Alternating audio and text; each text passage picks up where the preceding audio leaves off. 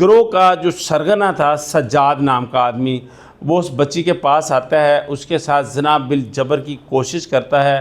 بچی مزاحمت کرتی ہے، اسی دوران اللہ وسائی آگے بڑھتی ہے اور وہ ریحانہ مصطفیٰ پر تشدد کرتی ہے۔ اتنی دیر میں سجاد اس کو قابو کر لیتا ہے، اس کے کپڑے اتار دیے جاتے ہیں۔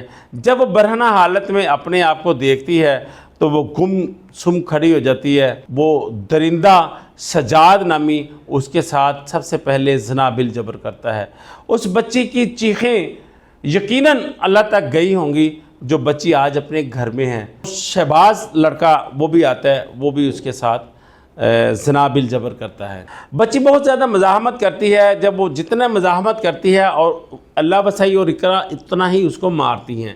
ایک اس کو جو اس کے ساتھ انہوں نے ظالموں نے ظلم کیا وہ درد تھی، تکلیف تھی، دوسرا اس کے ساتھ تشدد کیا جاتا ہے۔ بچی بے بسی کے عالم میں چپ کر جاتی ہے۔ وہ اس کے اقرا اور اللہ وسائی پھر اس کے کپڑے اتارتی ہے۔ وہ تیسرا حرام زادہ شہزاد، پھر اس کے بعد شہباز، پھر شہزاد